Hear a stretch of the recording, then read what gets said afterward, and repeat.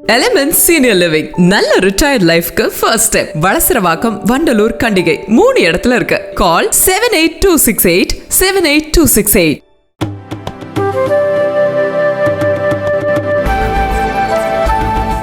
அமைந்திருக்கின்ற இந்து சமய அறநிலையத்துடைய உயர்மட்ட குழு கூட்டம் 27/2/2024 நடைபெற்றது.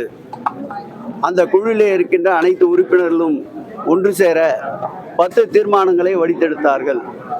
அந்த 10 தீர்மானங்களில் அனைத்துலக முருகர் பக்தர் மாநாடு நடத்துவதென்று முடிவெடுக்கப்பட்டது.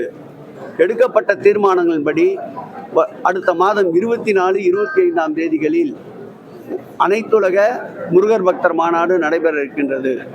இது உலக அளவிலே இருந்து 100க்கும் மேற்பட்ட முருக பக்தர்கள் பங்கேற்கிறார்கள்.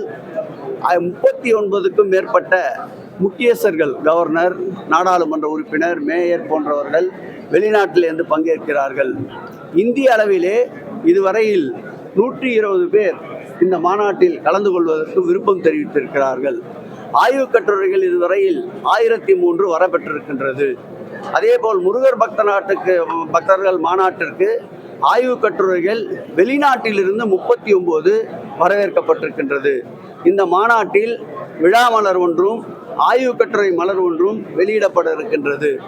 மாநாடு நடக்கின்ற 2 நாட்களிலும் ஒட்டுமொத்தமாக 1,00,000க்கும் மேற்பட்ட பக்தர்களுக்கு உணவு வழங்குவதற்கு ஏற்பாடு செய்யப்பட்டிருக்கின்றது. இப்படி அதிக அளவில் பக்தர்கள் வருவார் என்ற திட்டமிடலால் போக்குவரத்து, மின்சாரம், குடிநீர், கழிப்பிட வசதி, அதேபோல் அவசர தேவைக்காக காவல்துறையை சார்ந்த தீயணைப்புத்துறை போன்ற அனைத்து துறைகளையும் ஒருங்கிணைத்து இன்றைக்கு கூட்டத்தை நடத்தியிருக்கின்றோம். இந்த மாநாடு வெற்றி பெறுவதற்கு இந்த மாவட்டத்துடைய அமைச்சர் அருமையண்ணன் ஐபி அவர்களும், அன்பிற்கினிய சக்கரபாணி அவர்களும், சட்டமன்ற உறுப்பினர் நம்முடைய செந்தில்குமார் அவர்களும், இந்த துறையினுடைய செயலாளர் அன்பிற்கினிய சந்திரமோகன் அவர்களும், துறையினுடைய இந்த மாவட்டத்துடைய ஆட்சியாளர் பூங்கொடி அவர்களும், இந்த மாவட்டத்துடைய கண்காணிப்பாளர் அவர்களும், ஏனைய நிர்வாகமும் ஒருங்கிணைந்து இந்த மாநாட்டை உலக அளவிலே முருகர் என்ற ஒரு வரலாற்றிலே இதுவரையில் எந்த ஆட்சியும் செய்யாத அளவிற்கு ஒரு சிறப்பான மாநாட்டை நடத்த திட்டமிட்டிருக்கின்றோம். இந்த மாநாட்டிற்கு 8 நுழைவாயில் அமைக்கப்பட இருக்கின்றன. அதேபோல் மாநாட்டுடைய முகப்பில் 300 அடி நீளத்திற்கு 100 அடி உயரம் கொண்ட முருக பக்தர்கள் மாநாட்டினுடைய கொடி ஏற்றி வைக்கப்பட இருக்கின்றது. அறுபடை வீடுகள் முருகர்கள் அந்த மாநாட்டு கண்காட்சியிலே பிரதிஷ்டை செய்ய இருக்கின்றார்கள். அதேபோல் முருகருக்கு சிறப்பு சேர்க்கின்ற வகையில், முருகருடைய வரலாற்றை மேலும் மேலும் அறிந்து கொள்ளுகின்ற வகையில் முருகர்கள் சம்பந்தப்பட்ட கண்காட்சி ஒன்றை உருவாக்க இருக்கின்றோம். அதேபோல் VR 3D ஒரு முருகர்களுடைய பெருமைகளை விளக்குகின்ற VR ஒன்று ஏற்படுத்தப்பட்டிருக்கின்றது. 3D வடிவில் ஒரு முருகருடைய பெருமைகளை பறைசாற்றுகின்ற அளவில் ஒரு பாடல் காட்சியும் ஏற்படுத்தப்பட்டிருக்கின்றது. காண்போர்கள் மகிழ்ச்சியுடைகின்ற வகையில், முருகர் பக்தர்கள் குதூகலம் அடைகின்ற வகையில் இந்த மாநாடு சிறப்போடு நடக்கும் என்று எதிர்பார்க்கிறேன். மாநாட்டை பொறுத்தளவில் அதிக அளவிற்கு நன்கொடையாளர்கள் வருகின்றார்கள். அரசின் சார்பிலும் நிதி தருவதாக மாண்புமிகு தமிழக முதல்வரிடத்தில் அவருடைய கவனத்திற்கு கொண்டு சென்றிருக்கின்றோம். அவரும் நிதியை அளிப்பதாக மாண்புமிகு முதல்வர் அவர்கள் ஒப்புதல் அளித்திருக்கின்றார்கள். நன்கொடையாளர்கள் அதிக அளவு வரவேற்கப்படுகிறார்கள். இந்த மாவட்டத்திலே இருக்கின்ற பெரிய தொழிலதிபர்கள், முருக பக்தர்கள் அவர்கள் பெருமளவு நிதியை வாரி வழங்க தயாராக இருக்கின்றார்கள். முருகர் பக்தர்கள் மாநாட்டை பொறுத்தளவில் பழனி திருக்கோயில் நிதி, இந்த இந்த பழனி திருக்கோயிலுக்கு சொந்தமான ஓய்வறைகள், தங்குமறைகள் போன்றவர்களுடைய மராமத்து பணிகளுக்கு மாத்திரம்தான் பயன்படுத்தப்படுகிறது.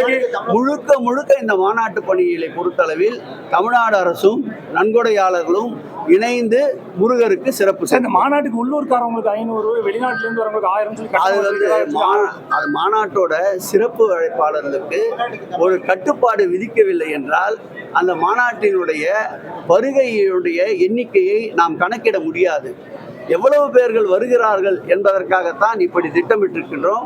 மாநாட்டிற்கு வருகின்ற அனைவர்களுக்கு பிரசாதத்தை தர முடிவு செய்திருக்கின்றோம்.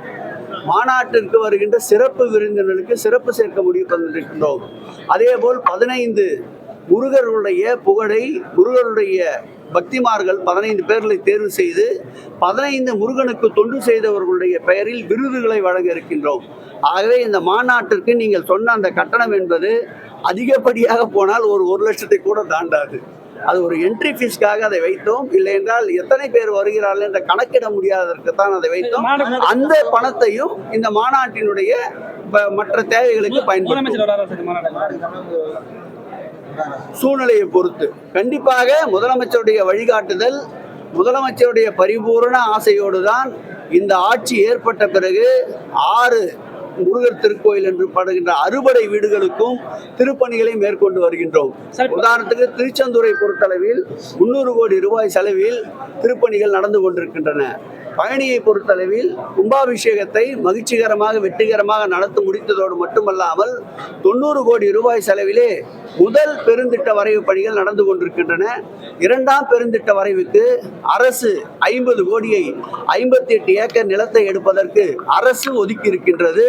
2வது பெருந்திட்ட வரைவு 160 கோடி ரூபாயிலே செயல்படுத்த இருக்கின்றது. அதேபோல் நம்முடைய திருப்பரங்குன்றம் முதல் படை வீடான அந்த முருகர் கோயிலும் தற்போது 60 கோடி ரூபாய்க்கு பெருந்திட்ட வரைவு பணிகள் நடந்து கொண்டிருக்கின்றன. அறுபடை வீடுகளில் ஒன்றான திருத்தணியில் சுமார் 70 கோடி ரூபாய் அளவில் பெருந்திட்ட வரைவு பணிகள் நடந்து கொண்டிருக்கின்றன. சுவாமிமலையில் மின்தூக்கி உட்பட 20 கோடி ரூபாய் செலவில் பெருந்திட்ட வரைவு பணிகள் நடந்து கொண்டிருக்கின்றன. அழகர் கோவிலில் தற்போதுதான் குடமுழுக்கை முடித்திருக்கின்றோம். ஆகவே தமிழ் கடவுளுக்கு பெருமை சேர்க்கின்ற ஆட்சியாக திராவிட மாடல் ஆட்சி விளங்கி கொண்டிருக்கிறது. எல்லோரையும் அழைப்போம். இதில் இல்ல மதுரை ஆதீனமே வருவதற்கு ஒப்புதல் தந்திருக்கிறார் என்றால் பார்த்துக் கொள்ளுங்கள். இந்த ஆட்சியை பொறுத்தளவில் வசைபாடுகிறவர்களையும் வாழ்த்த செய்கின்ற திராவிட மாடல் ஆட்சி மாண்புமிகு தமிழக முதல்வருடைய ஆட்சி. அது குறித்து வல்லுநர் ஆய்வு குழு ஆய்வு செய்து கொண்டிருக்கின்றது. இதில் ஒவ்வொரு அடியும் மிக ஜாக்கிரதையாக எடுத்து வைக்க வேண்டிய பொருள். இது குறித்து பொதுவெளியில் விவாதித்துக் கொண்டிருக்கோம். முடிக்கிறாங்க. இது பொதுவெளியில் இது குறித்து அவ்வளவு விவாதிப்பது சரியாக இருக்காது. அதற்குண்டான அனைத்து வகையான டெக்னிக்கல் பணிகளும் மேற்கொள்ளப்பட்டு அது முதலமைச்சருடைய உத்தரவு பெற்று அதற்குண்டான ஏற்பாடுகளை முன்னா கேட்டா சொல்லலாமா?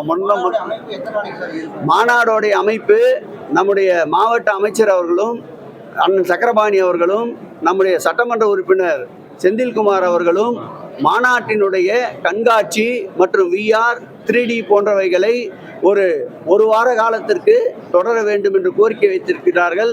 நிச்சயமாக முதலமைச்சர் அனுமதியை பெற்று மாநாடு முடிந்த பிறகு ஒரு வாரம் இந்த கண்காட்சி தொடர்றதுக்கு உண்டான ஏற்பாடுகளை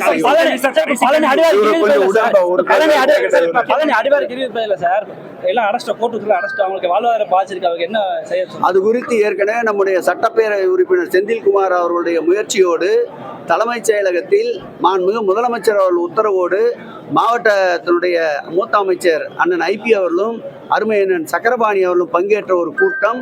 அந்த நடைபாதை வியாபாரிகள் சார்பில் 20 பேர்கள் பங்கேற்றார்கள். மாவட்டத்துடைய இந்த தொகுதியின் நாடாளுமன்ற உறுப்பினர் பங்கேற்றார்கள். ஒரு சுமூகமான முடிவு ஏற்பட்டு இருக்கின்றது. வருங்காலத்தில் அவர்களுக்கு வாழ்வாதாரத்திற்குண்டான கடைகளை ஏற்படுத்தி தரவும் அதில் முடிவெடுக்கப்பட்டது. பழனியில் இருப்பது முருகனே அல்ல, சுப்பிரமணியன் வேறு முருகன்